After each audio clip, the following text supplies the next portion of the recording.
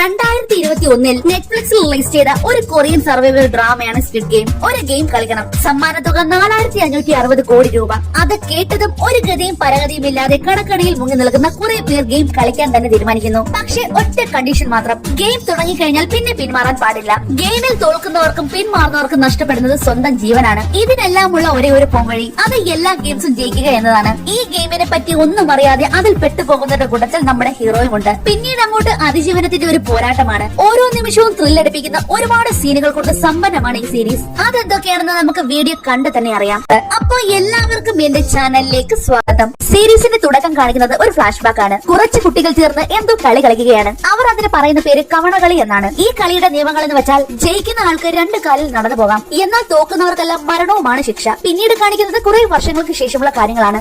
ഇവനാണ് നമ്മുടെ പടത്തിലെ ഹീറോ. അവന്റെ പേര് സിയോങ്. സിയോങ്ങിനെ പറ്റി പറയുകയാണെങ്കിൽ ഇതുപോലൊരു വേസ്റ്റ് വേറെയില്ല. കിട്ടുന്ന പൈസ മുഴുവനും ചൂത് കളിച്ച് കളയലാണ് ഇവന്റെ മെയിൻ ഹോബി. അങ്ങനെ ചൂത് കളിച്ച് ഉള്ള പൈസ മുഴുവനും നശിപ്പിച്ച് ഇപ്പോൾ ബാങ്കിലും നാട്ടിലുമായി ലക്ഷങ്ങളാണ് കടബാധ്യത. ഇവനും വൈഫും അതിലൊരു മകളും കൂടി ഉണ്ടായിരുന്നു. ഇവന്റെ ഈ നല്ല സ്വഭാവം കാരണം അവർ ഡിവോഴ്സും വാങ്ങി മകളെയും കൊണ്ട് വേറൊരാളെ കെട്ടി നല്ല അന്തസ്സായിട്ട് ജീവിക്കുന്നു. സ്വന്തം മകളുടെ ബർത്ത്ഡേ ഇന്നാണെന്ന് അവന്റെ അമ്മ പറയുമ്പോഴാണ് അവൻ പോലും അറിയുന്നത്. ഇന്ന് ഗായോങ്ങിന്റെ പിറന്നാളല്ലേ, അവൾക്ക് ഇഷ്ടമുള്ളത് എന്തെങ്കിലും കഴിക്കാൻ മേടിച്ചു കൂടെ എന്ന് പറഞ്ഞ് അവന്റെ അമ്മ കുറച്ച് പൈസ അവനെ ഏൽപ്പിക്കുന്നു. ഈ നക്കാപ്പിച്ച കൊണ്ട് ഞാൻ എന്ത് വാങ്ങിക്കൊടുക്കാനാ? ആ പേരും പറഞ്ഞ് കുറച്ച് പൈസ കൂടി അവന്റെ അമ്മയുടെ കയ്യിൽ നിന്നും അവൻ മേടിച്ചെടുക്കുന്നു. പാവം, ഈ വയസ്സാം കാലത്തും ആ അമ്മ കഷ്ടപ്പെട്ട് ജോലി എടുക്കുന്നു. അവർ പുറത്തേക്ക് പോയതും അവിടെ ഒളിപ്പിച്ചു വെച്ചിരുന്ന അമ്മയുടെ ATM കാർഡ് സിയോങ് അടിച്ചു മാറ്റുന്നു. എന്നിട്ട് നേരെ ഫ്രണ്ടിനെയും കൂട്ടി ATMിൽ ചെന്ന് കാശ് എടുക്കാൻ നോക്കുന്നു. എന്നാൽ മകന്റെ സ്വഭാവം നല്ല തങ്കപ്പെട്ടതായതുകൊണ്ട് ആ അമ്മ ATM കാർഡിന്റെ പിൻ മാറ്റിയിരുന്നു. ഓ, ഈ തള്ളനെ മുടിപ്പിക്കാനായിട്ട് എന്തുവാണോ ഇതിന്റെ പാസ്വേഡ്? ചിലപ്പോൾ അത് നിന്റെ അമ്മയുടെ പിറന്നാൾ ഡേറ്റ് ആയിരിക്കും എന്ന് ഫ്രണ്ട് പറയുന്നു. എന്നാലും അമ്മയുടെ ബർത്ത്ഡേ അറിഞ്ഞാലല്ലേ ആ നമ്പർ അടിച്ചു കൊടുക്കാൻ പറ്റൂ. സിയോങ് ആണെങ്കിൽ തല പോകാൻ ആലോചിച്ച് അവസാനം അമ്മയുടെ ബർത്ത്ഡേയുടെ ഡേറ്റും കണ്ടുപിടിച്ച് അടിച്ചു കൊടുക്കുന്നു. എന്നാൽ അതും തെറ്റ്. ഇനി ഒരു തവണ കൂടി മാത്രമേ പിൻ അടിക്കാൻ സാധിക്കൂ. സിയോങ് ആണെങ്കിൽ രണ്ടും കൽപ്പിച്ച് ഒരു പിൻ അടിച്ചു കൊടുക്കുന്നു. അത് കറക്റ്റ് ആവുകയും ചെയ്തു. ഇത് കണ്ടിട്ട് നീ എന്താ അടിച്ചു കൊടുത്തതെന്ന് ഫ്രണ്ട് ചോദിക്കുന്നു.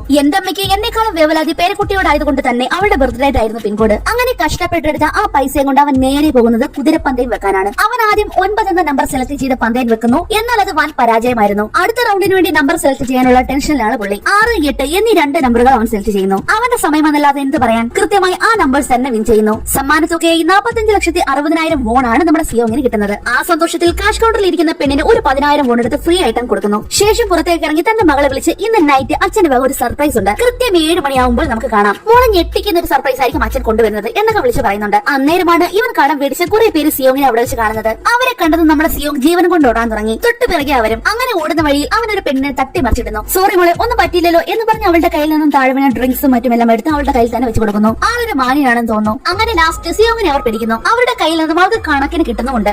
നീ ഇന്നലെ എന്റെ പൈസ തരാന്ന് പറഞ്ഞത്, എന്റെ പൈസ എന്തിയാടാ? ചേട്ടാ പ്ലീസ് തല്ലല്ലേ, എന്റെ കയ്യിൽ പൈസ ഉണ്ട്, ഞാൻ നിങ്ങൾക്കത് തരാം എന്ന് പറഞ്ഞ് പൈസ എടുക്കാനായി അവൻ പോക്കറ്റിലേക്ക് കൈയിടുന്നു. എന്നാൽ ഒരു ഓട്ട, പൈസയുടെ പൊടി പോലുമില്ല. അന്നേരമാണ് ഇങ്ങോട്ട് ഓടി വരുന്ന വഴിക്ക് ഒരു പെണ്ണിനെ ഇടിച്ച കാര്യം അവൻ നോക്കുന്നത്. തീർച്ചയായിട്ടും അവൾ തന്നെയായിരിക്കും എന്റെ പൈസ എടുത്തിട്ടുണ്ടാവുക. അതെങ്ങാനും ഇവരോട് പറഞ്ഞാൽ കേൾക്കുവോ? അയാൾ ഒരു കത്തിയെടുത്ത് നമ്മുടെ സിയോങ്ങിന്റെ മൂക്കിലേക്ക് കുത്തി കയറ്റാൻ പോകുന്നു. ഇന്ന് ഞാൻ നിന്റെ ബ്ലഡ് കൊണ്ട് സൂപ്പ് ഉണ്ടാക്കി കുടിക്കാൻ പോവുകയാണ്. അത് കേട്ടതും എന്നെ ഒന്നും ചെയ്യില്ലേ ചേട്ടാ എന്ന് പറഞ്ഞ് നമ്മുടെ സിയോങ് നേരെ വിളിക്കാൻ തുടങ്ങി. കിടന്ന് മോങ്ങാതടാ, ഞാനൊരു ലോല ഹൃദയനായത് നിന്റെ ഭാഗ്യം, അതുകൊണ്ട് ഞാൻ തൽക്കാലത്തേക്ക് നിന്നെ വെറുതെ വിടുന്നു.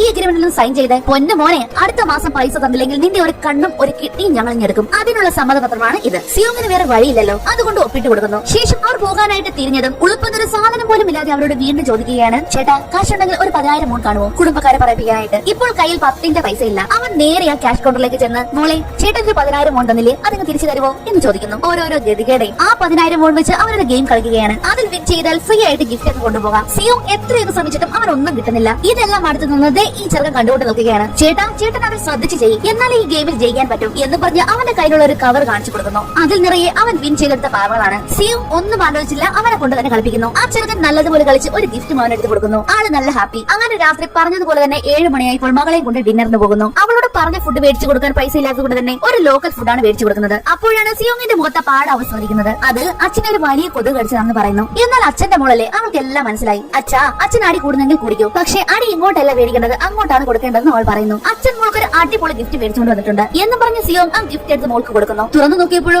ഒരു ഗണ്ണ്, അവിടെയും പണിപാളി. പക്ഷെ അത് റിയൽ ഗണ്ണല്ല കേട്ടോ, അതൊരു ലൈറ്റർ ആയിരുന്നു. ഇതുകൊണ്ട് വീട്ടിലോട്ട് ചെന്നാൽ അമ്മ എന്നെ വീട്ടിനകത്തേക്ക് കയറ്റത്തേ ഇല്ല, എങ്കിൽ അത് അച്ഛൻ വെച്ചേക്കാം. മോള് വളർന്ന് വലുതാകുമ്പോൾ അച്ഛനെ തിരിച്ചു വരാമെന്നും പറയുന്നു. അങ്ങനെ ഡിന്നർ എല്ലാം കഴിഞ്ഞ് അവളെ തിരികെ വീട്ടിൽ കൊണ്ടാകുന്നു. തിരികെ പോകാൻ നേരവും അവൾ അച്ഛന് ടാറ്റ കൊടുക്കാൻ മറന്നില്ല. ശേഷം തിരികെ പോകാനായി മെട്രോ സ്റ്റേഷനിലേക്ക് പോകുന്നു. പക്ഷെ അപ്പോഴേക്കും ട്രെയിൻ അവിടുന്ന് പോയിരുന്നു. ആളാകെ സങ്കടപ്പെട്ട് ഒരു ബെഞ്ചിൽ വന്നിരിക്കുകയാണ്. അപ്പോഴാണ് വേറൊരാൾ കൂടി അവന്റെ അടുത്തേക്ക് വന്നിരിക്കുന്നത്. സർ, നിങ്ങൾക്കൊരു ഗെയിം കളിക്കാനുള്ള ടൈം ഉണ്ടാകുമോ എന്ന് അയാൾ സിയോങ്ങിനോട് ചോദിക്കുന്നു. അത് കേട്ടതും സിയോങ് ആ ഗണ്ണെടുത്ത് അയാളുടെ നേരെ ചൂണ്ടിയിട്ട് മര്യാദയ്ക്ക് ഇവിടുന്ന് പോയിക്കോ എന്ന് പറയുന്നു. എന്നാൽ അയാൾ വിടുന്ന ലക്ഷണമേ ഇല്ല. അയാൾ കയ്യിലുണ്ടായിരുന്ന ഒരു പെട്ടി തുറന്ന് കാണിക്കുന്നു. അതിനുള്ളിൽ നിറയെ പൈസ ഇരിക്കുന്നത് കണ്ടതും നമ്മുടെ സിയോങ്ങിന്റെ കാര്യം പറയണ്ടല്ലോ. നമുക്ക് ദഗ്ജി എന്ന ഗെയിം കളിച്ചാലോ? ജയിച്ചാൽ 1,00,000 വോൺ ആണ് സമ്മാനം. അത് കേട്ടതും ഒന്നും ആലോചിച്ചില്ല സിയോങ് അതിന് സമ്മതിക്കുന്നു. പക്ഷെ തോറ്റാൽ 1,00,000 വോൺ തിരികെ കൊടുക്കണം. അങ്ങനെ നീല കളറുള്ള കാർഡ് അവൻ തിരഞ്ഞെടുക്കുന്നു. ഈ ദഗ്ജി ഗെയിം എന്ന് വെച്ചാൽ തറയിൽ വെച്ചിരിക്കുന്ന കാർഡ് മറ്റേയാൾ തന്റെ കയ്യിലുള്ള കാർഡ് വെച്ച് അതിന് മുകളിൽ അടിച്ച് രണ്ടാമത്തെ കാർഡ് തിരിച്ചിടണം. എന്നാൽ മാത്രമേ കളി ജയിക്കൂ. ആദ്യത്തെ ചാൻസ് നമ്മുടെ സിയോങ്ങിനാണ്. അവൻ സർവ്വശക്തിയും എടുത്ത് അവന്റെ കാർഡ് കൊണ്ട് ആഞ്ഞ് മറ്റേ കാർഡിലേക്ക് അടിക്കുന്നു. എന്നാൽ രണ്ടാമത്തെ കാർഡ് അതുപോലെ തന്നെ തറയിൽ കിടപ്പുണ്ട്. ഫസ്റ്റ് റൗണ്ടിൽ തന്നെ സിയോങ് തോറ്റുപോകുന്നു. അടുത്ത ചാൻസ് അയാളുടേതാണ്. അയാൾ കൃത്യമായി ആ കാർഡ് മറിച്ചിടുകയും ചെയ്യുന്നു. സിയോങ്ങിന്റെ വളച്ച ചിരി കണ്ടപ്പോഴേ മനസ്സിലായി അവന്റെ കയ്യിൽ കാശില്ലെന്ന്. കയ്യിൽ കാശില്ലെങ്കിൽ ശരീരം വെച്ച് വീട്ടിയാൽ മതി എന്ന് അയാൾ പറയുന്നു. ശരീരം വെച്ചോ? അതെങ്ങനെ?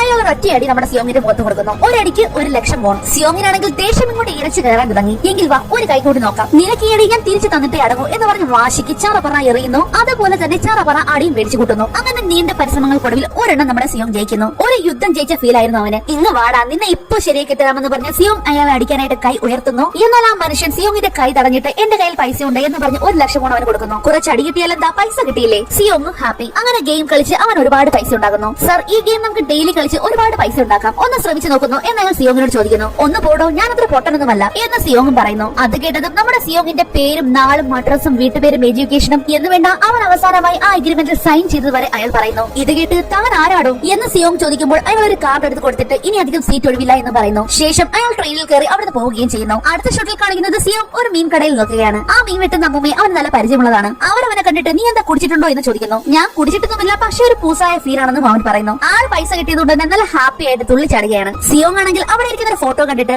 സംഭവത്തിന്റെ സുഖം തന്നെയല്ലേ എന്ന് സിയോങ് ചോദിക്കുമ്പോൾ അവനേതോ ബിസിനസ് ആവശ്യത്തിനായിട്ട് വിദേശത്തെ ടൂർ പോയിരിക്കുകയാണെന്ന് അവൻ പറയുന്നു. അവനിപ്പോൾ എന്നെ ഒന്ന് വിളിക്കാറ് പോലുമില്ല, നന്ദിയില്ലാത്തവൻ. അവന് നാഷണൽ യൂണിവേഴ്സിറ്റിയിൽ അഡ്മിഷൻ പോലും കിട്ടാൻ കാരണം ഞാനാണ്. ചെറുപ്പത്തിൽ അവനെ സ്കൂളിലെല്ലാം കൊണ്ടാക്കിയത് പോലും ഞാനല്ലായിരുന്നു. അതൊക്കെ പറഞ്ഞ് സെന്റി അടിക്കുകയാണ് നമ്മുടെ സിയോങ്. അവന്റെ സെന്റി താങ്ങാൻ പറ്റാത്തത് കൊണ്ട് തന്നെ അമ്മൂമ്മ മീനും കൊടുത്താൻ പറഞ്ഞയക്കുന്നു. പോകുന്ന വഴിക്ക് ഒരു കഷ്ണം മീൻ ഒരു പൂച്ചയ്ക്കിട്ട് കൊടുത്തിട്ട് നന്നായി കഴിച്ചോണം, ഇത് ഞാൻ നല്ലതുപോലെ ചെപ്പാക്കൂറ്റി കഴിവെച്ചുണ്ടാക്കിയ പൈസയാണ്. അതും പറഞ്ഞ് പൂച്ചയെ കൊഞ്ചിച്ച ശേഷം അവൻ അവിടുന്ന് പോകുന്നു. വീട്ടിൽ ചെന്ന് അവൻ അതിൽ നിന്നും കുറെ പൈസ അമ്മയ്ക്ക് കൊടുക്കുന്നു. അത് കണ്ടതും നീ എന്താ വീണ്ടും പന്തേ വെച്ചോ, അതോ നീ ഇതെവിടെയെങ്കിലും കട്ടതാണോ, നിന്റെ മുഖത്തെല്ലാം എന്താ ഇത്ര പാട്, അങ്ങനെ 100 ചോദ്യം ചോദിക്കുന്നു. അത് കേട്ട് ഇത് ഞാൻ കട്ടതും പന്തേ വെച്ചതും ഒന്നുമല്ല, നല്ല അന്തസ്സായിട്ട് കൈയും മുഖവും വെച്ചുണ്ടാക്കിയ പൈസയാണെന്ന് പറയുന്നു. നീ നിന്റെ മോൾക്ക് ഫുഡ് മേടിച്ചു കൊടുത്തിരുന്നു, അന്നേരം അവൾ നിന്നോട് വല്ലതും പറഞ്ഞായിരുന്നു എന്ന് ആ അമ്മ അവനോട് ചോദിക്കുന്നു. ഇല്ല, അവൾ എന്നോടൊന്നും പറഞ്ഞില്ല. എന്താ, അവളുടെ രണ്ടാനച്ഛന് അമേരിക്കയിൽ എന്തോ ജോലി ആയിട്ടുണ്ടത്രേ, അതുകൊണ്ട് അടുത്ത വർഷം എല്ലാവരും കൂടി അമേരിക്കയിലേക്ക് താമസം മാറുവാണെന്ന്. നീ ഇങ്ങനെ തിന്നും കുടിച്ചും എവിടെയിരുന്നോ, നിനക്ക് നിന്റെ മോളെ കാണാതെ ജീവിക്കാൻ പറ്റുമോടാ, നിയമപരമായി എന്തെങ്കിലും ചെയ്ത് നീ നിന്റെ കൊച്ചിനെ മേടിച്ചെടുക്കാൻ നോക്ക് എന്ന് പറഞ്ഞ് സങ്കടപ്പെട്ട് അമ്മ അവിടുന്ന് പോകുന്നു. ഉറങ്ങാൻ കിടന്ന സിയോങ് ആണെങ്കിൽ മകളുടെ ഫോട്ടോയിൽ നോക്കി കിടക്കുകയാണ്. അപ്പോഴാണ് അവൻ ആ കാർഡിനെ പറ്റി ഓർമ്മ വരുന്നത്. എങ്ങനെയും പൈസ ഉണ്ടാക്കണം, അതുകൊണ്ട് തന്നെ അവൻ ആ കാർഡിൽ കൊടുത്തിരിക്കുന്ന നമ്പറിലേക്ക് വിളിക്കുന്നു. അപ്പോൾ നിങ്ങൾക്ക് ഗെയിമിൽ പങ്കെടുക്കാൻ താല്പര്യമുണ്ടെങ്കിൽ നിങ്ങളുടെ പേരും ജനന തീയതി പറയാൻ അവർ പറയുന്നു. അടുത്ത ഷോട്ടിൽ സിയോങ് ആരെയോ കാത്തു നോക്കുകയാണ്. അന്നേരമാണ് ഒരു മാൻ അവന്റെ അടുത്തേക്ക് വരുന്നത്. ഒരു പ്രത്യേകതരം ഡ്രസ്സ് മുഖമൂടിയൊക്കെ വെച്ചാണ് വണ്ടി ഓടിക്കുന്നത്. അയാൾ സിയോങ്ങിനോട് പാസ്വേഡ് പറയാൻ പറയുന്നു. പച്ച ലൈറ്റ്, ചുവന്ന ലൈറ്റ്, അതാണ് പാസ്വേഡ്. അത് സിയോങ് പറഞ്ഞതും അയാൾ കാറിന്റെ ഡോർ തുറന്നു കൊടുക്കുന്നു. ആ കാറിനുള്ളിലാണെങ്കിൽ വേറെയും ഒരുപാട് പേരുണ്ടായിരുന്നു. എല്ലാവരും നല്ല ഉറക്കത്തിലാണ്. അതുകൊണ്ട് എല്ലാവർക്കും നല്ല ക്ഷീണം കാണുമല്ലേ, എല്ലാവരും നല്ല ഉറക്കമാണല്ലോ എന്ന് അവൻ ചോദിക്കുന്നു. അടുത്ത നിമിഷം തന്നെ ഒരു തരത്തിലുള്ള വെള്ളപ്പുക വന്ന് കാർ മുഴുവൻ നിറയുന്നു. അപ്പോൾ തന്നെ സിയോങ്ങും മയങ്ങി വീഴുന്നു. ശേഷം അയാൾ കാറുമായിട്ട് അവിടുന്ന് പോവുകയാണ്. അടുത്ത ഷോട്ടിൽ കാണിക്കുന്നത് സിയോങ്ങിനെയാണ്. ഒരു പാട്ട് കേട്ടാണ് അവൻ ഉറക്കം എഴുന്നേൽക്കുന്നത്.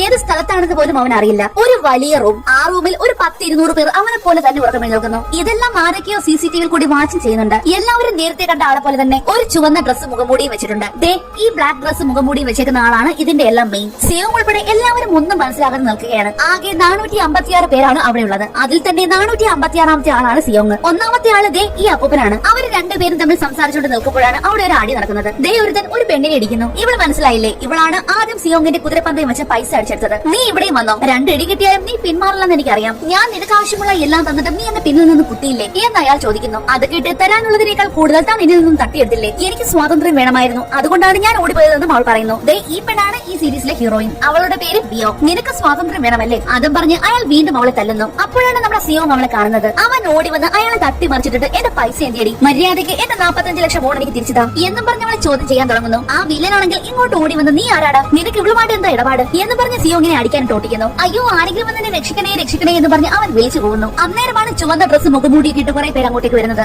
എല്ലാവരെയും ഞങ്ങൾ ഇവിടേക്ക് ഹാർദവമായി സ്വാഗതം ചെയ്യുന്നു. എല്ലാവരും 6 ദിവസം 6 വ്യത്യസ്ത ഗെയിമുകൾ കളിക്കേണ്ടി വരും. 6 ഗെയിമിലും ജയിക്കുന്നവർക്ക് നല്ലൊരു ക്യാഷ് പ്രൈസും കിട്ടുന്നതാണെന്നും അയാൾ പറയുന്നു. അത് കേട്ട് ഞങ്ങളെ ബോധം കെടുത്തി തട്ടിക്കൊണ്ടുവന്ന് പൂട്ടിയിട്ടു. എന്നിട്ട് ഞങ്ങൾ നിങ്ങളെ എങ്ങനെ വിശ്വസിക്കുമെന്ന് അതിലൊരാൾ അവരോട് ചോദിക്കുന്നു. അത് കേട്ട് അവരൊരു വീഡിയോ ഫയൽ പ്ലേ ചെയ്ത് കാണിക്കുന്നു. അതിൽ നമ്മുടെ സിയോങ് അടി മേടിച്ച് പൈസ ഉണ്ടാക്കിയത് പോലെ തന്നെ ഇങ്ങേരും അടി മേടിച്ച് പൈസ ഉണ്ടാക്കുന്നത് കാണാം. അയാൾ മാത്രമല്ല അവിടെയുള്ള സകല ആൾക്കാരും അതുപോലെയാണ്. എല്ലാവരും ലക്ഷങ്ങളും കോടികളും നഷ്ടപ്പെട്ട് കടക്കണിയിലായവരാണ്. അങ്ങനെയുള്ള ആൾക്കാരെ നോക്കിയാണ് അവർ സെലക്ട് ചെയ്തതും. നിങ്ങളെ ഞങ്ങൾ ആദ്യം കാണാൻ വന്നപ്പോൾ ആരും ഞങ്ങളെ വിശ്വസിച്ചില്ല. എന്നാൽ നിങ്ങളുടെ മുന്നിൽ വെച്ച് തന്നെ ഗെയിം കളിച്ച് പണം തരികയും ചെയ്തു. അതുകൊണ്ടല്ലേ നിങ്ങൾ എല്ലാവരും ഇങ്ങോട്ടേക്ക് വന്നത്. ഞങ്ങൾ നിങ്ങൾക്ക് ഒരു അവസരം കൂടി തരാം. വീണ്ടും ആ നശിച്ച് നിങ്ങളുടെ പഴയ ജീവിതത്തിലേക്ക് തിരിച്ചു പോകണോ അതോ ഞങ്ങൾ തരുന്ന ഓഫർ സ്വീകരിക്കുന്നോ എന്നവർ എല്ലാവരോടും ചോദിക്കുന്നു. അത് കേട്ട് ഞങ്ങൾ എന്ത് തരം ഗെയിമാണ് കളിക്കേണ്ടതെന്ന് അതിലൊരാൾ ചോദിക്കുന്നു. ഗെയിമിൽ സത്യസന്ധമായി കളിക്കാനും കള്ളക്കളികളൊന്നും ഉണ്ടാകാതിരിക്കാനും വേണ്ടി ഞങ്ങൾ സമയമാകുന്നത് വരെ അതിനെപ്പറ്റി ഒന്നും പറയില്ല എന്നും അവർ പറയുന്നു. നമ്മുടെ സിയോങ്ങിന്റെ സംശയം എന്താണെന്ന് വെച്ചാൽ എത്രയാണ് സമ്മാനത്തുക എന്നാണ്. അതിന് അവരൊരു പിഗ്ഗി ബാങ്ക് ഡിസ്പ്ലേ ചെയ്യുന്നു. ഓരോ റൗണ്ടും നിങ്ങൾ നേടുന്ന പണം ഇതിൽ നിക്ഷേപിക്കുന്നതാണ്. ആദ്യത്തെ ഗെയിം അവസാനിച്ചതിന് ശേഷം മാത്രമേ ഞങ്ങൾ സമ്മാനത്തുക പരസ്യപ്പെടുത്തൂ എന്നും അവർ പറയുന്നു. ശേഷം എല്ലാവരും എഗ്രിമെന്റിൽ സൈൻ ചെയ്യുന്നു. അങ്ങനെ ഇപ്പോൾ ഗെയിം തുടങ്ങാൻ പോവുകയാണ്. അതിന് മുന്നേ തന്നെ എല്ലാവരുടെയും ഫോട്ടോസും എടുക്കുന്നുണ്ട്. ശേഷം എല്ലാവരും ഗെയിം നടക്കുന്ന ഏരിയയിലേക്ക് നടക്കുന്നു. ഒരു വലിയ മൈതാനം പോലെ ഒന്ന്. അവിടെ വെച്ച് സിയോങ് സംഗോവിനെ കാണുന്നു. ഇയാളാണ് ആ മീൻകടയിലെ അമ്മയുടെ മകൻ. എടാ നിന്റെ അമ്മ നീ വിദേശത്ത് ടൂറിന് പോയിരിക്കുവാണെന്നാണല്ലോ പറഞ്ഞത്. ഇവരിപ്പോൾ ഇവിടെ വെച്ച് പറഞ്ഞ സത്യമാണോ, നീ കടക്കടയിലാണോ